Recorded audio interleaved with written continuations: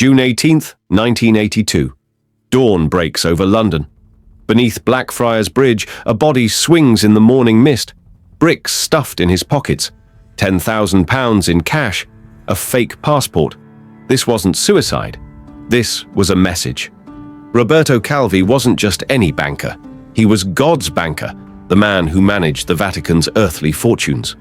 Chairman of Banco Ambrosiano, Italy's largest private bank, he moved billions through a shadowy network that connected Rome's holiest institution to the world's darkest corners. $1.5 billion had vanished from his bank. The Vatican was his largest shareholder, and 3 organizations wanted him dead: the Mafia, a fascist Masonic lodge, and possibly the Catholic Church itself. For 9 days, Roberto Calvi had been running for his life across Europe. He thought London would be his sanctuary. He was wrong. The Institute for Religious Works, the Vatican Bank, it holds the Pope's personal accounts, manages the Church's global investments, and operates under complete secrecy. No Italian oversight, no government regulation, no accountability to anyone except God. Enormous sums of money can be sent anywhere in the world without anyone knowing about it, BBC investigators discovered. It was the perfect vehicle for money laundering, and Roberto Calvi had the keys. Through this sacred institution, billions flowed to ghost companies, shell operations, and shadow networks across 3 continents. Archbishop Paul Marcinkus, an American priest from Chicago, ran the Vatican Bank with the ruthlessness of a Wall Street shark. His best friend, Michel Sindona, known in banking circles as the Shark himself, an international banker with direct Mafia connections, now serving 25 years for fraud. Marcinkus would claim diplomatic immunity when investigators came calling. The Vatican protected him, but the connections between God's bank and organized crime were undeniable. Sindona would later die in an Italian prison, cyanide in his coffee. Another mysterious death in this web of sacred corruption. Propaganda Due, P2, a Masonic lodge that was anything but traditional. Run by Licio Gelli, an avowed fascist and multimillionaire, P2 infiltrated the highest levels of Italian society. Politicians, military officers, media moguls, and bankers all wore the black robes of the Frati Neri, the Black Friars. Roberto Calvi was a member, so was future Prime Minister Silvio Berlusconi. When police raided Gelli's offices in 1981, they found a membership list that read like a who's who of Italian power. The revelation brought down the government. When Calvi's body was discovered beneath Blackfriars Bridge, Italian journalists immediately understood the message. P2 members called themselves Blackfriars in their secret meetings.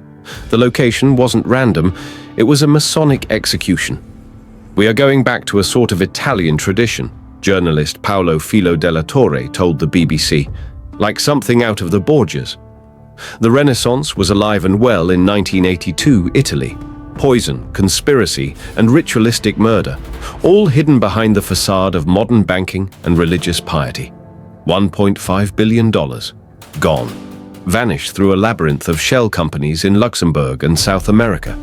Money that officially belonged to Banco Ambrosiano's depositors was being used to buy shares in Banco Ambrosiano itself, a Ponzi scheme disguised as legitimate banking. But the real purpose was darker. These ghost companies were money laundering operations for the Mafia and vehicles for secret political activities across Latin America. The Vatican Bank was the perfect intermediary, sacred, secretive, and completely unregulated. June 17, 1982. One day before Calvi's body was found, his personal secretary, Teresa Corrocce, jumped to her death from the 4th floor of Banco Ambrosiano's headquarters in Milan. She left behind a suicide note that read like a condemnation from hell. Calvi should be twice cursed for the damage he caused to the bank and all its employees. Some believed she couldn't live with the knowledge of what her boss had done. Others suspected she knew too much and was silenced. 2 deaths in 2 days. The bodies were piling up around God's banker. This wasn't the behavior of a man planning suicide. Calvi had shaved off his moustache to avoid recognition. He'd routed his escape through multiple countries to throw off pursuit.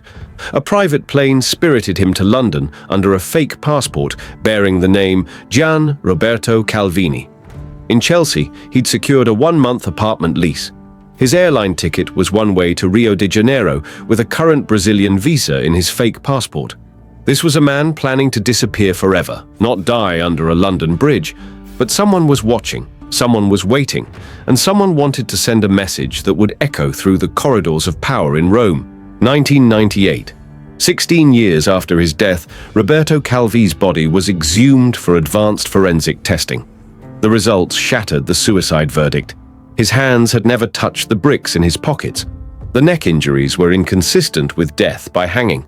The position was physically impossible for self-inflicted death. This was murder disguised as suicide.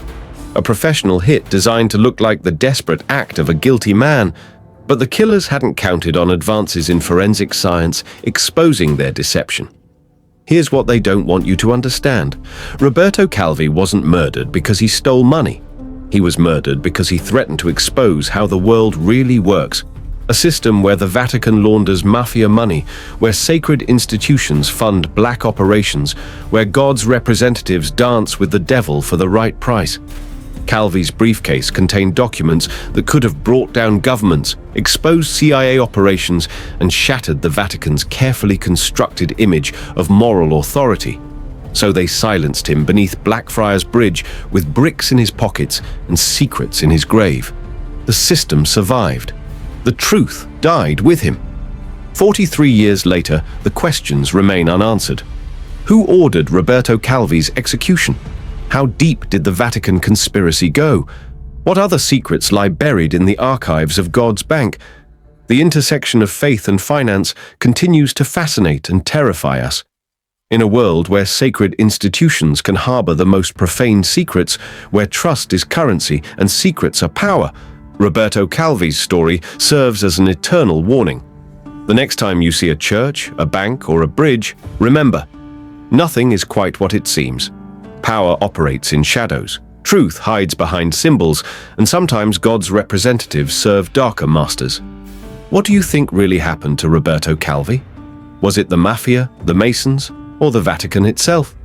Let me know in the comments below, and if you want more deep dives into history's greatest conspiracies, hit that subscribe button.